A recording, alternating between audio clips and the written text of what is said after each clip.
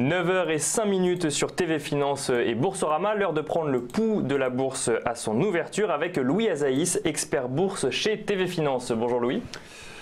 Bonjour Nicolas, bonjour à tous. Alors du coup le CAC ouvre en très légère hausse ce matin, 5462 points, plus 0,16% après une très légère baisse hier. À quoi est-ce qu'on peut s'attendre du coup sur la journée Louis? Alors ce soir il y a la Fed, après demain il y aura la BCE. Et vendredi dans la nuit, il y aura la Banque du Japon. Donc c'est vraiment la semaine importante, la semaine que tout le monde attend depuis longtemps. Pourquoi? Parce que ça va donner enfin le tempo pour les prochains mois. Alors la difficulté en fait, c'est par rapport au prix du pétrole. Parce que comme les prix du pétrole ont été en très forte hausse, ça génère plus ou moins de l'inflation. Enfin, plus que moins, et par rapport au modèle en fait, des économistes. Et donc l'erreur ou le risque, c'est qu'ils vont considérer qu'il y a de l'inflation.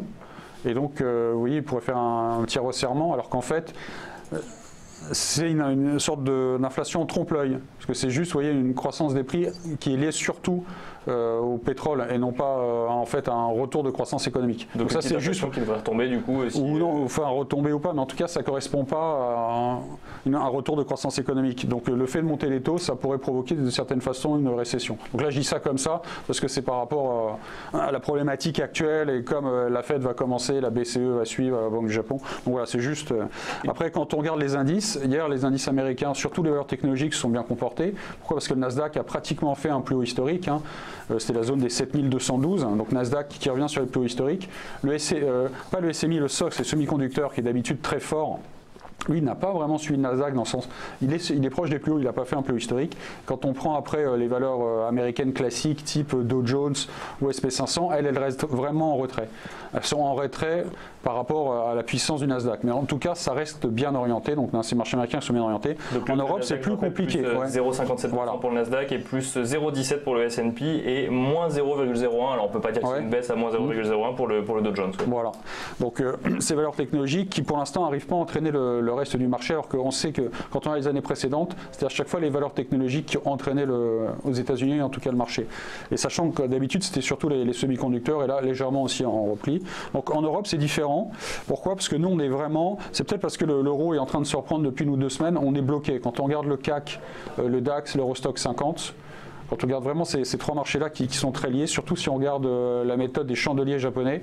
Hier, les chandeliers, si on regarde cette méthode-là, les chandeliers japonais, que ce soit sur le CAC, le DAX et l'Eurostoxx, ils n'incitent pas à être vraiment positifs. Pourquoi? Parce qu'on a échoué pour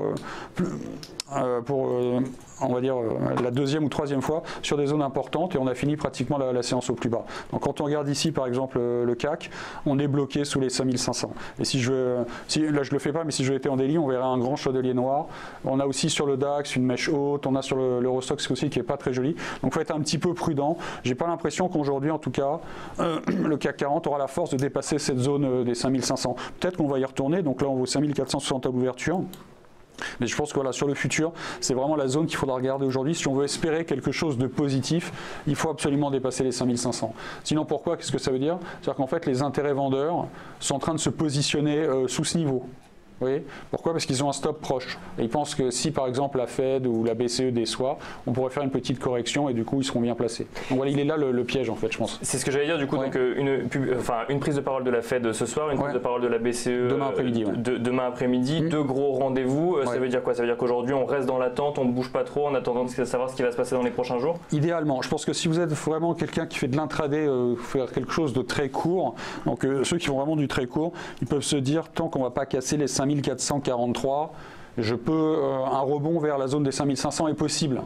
Voilà, donc ça c'est vraiment pour les spéculateurs, on appelle ça limite des scalpers, donc ils peuvent se dire j'ai 30 ou 40 points à prendre sur les futurs CAC. Mais après se dire est-ce qu'on va les dépasser ou pas, je pense que ce serait vraiment, pourquoi pas, mais ce serait surprenant qu'ils dépassent sur le CAC, l'Eurostoxx et le DAX ces niveaux hyper importants, alors qu'ils savent qu'il y a la Fed et la BCE demain, et que Fed et BCE risquent d'avoir une influence plutôt négative, dans le sens ils vont dire qu'ils vont poursuivre le resserrement, alors qu'on sait que ce resserrement, d'une certaine façon, la hausse des prix est artificielle, parce parce qu'elle est provoquée par le pétrole et non pas par un retour de la croissance partout. Vous voyez bien que le chômage ne baisse pas vraiment en France, là, le PIB n'est pas vraiment en train de monter, donc voilà, je pense que c'est ça les attentes en fait des opérateurs. Donc là, je pense que les spéculateurs intraday vont essayer de pousser les indices européens aujourd'hui, mais après pour qu'on confirme demain, il faudra vraiment que le discours de la BCE, de la Fed soit rassurant.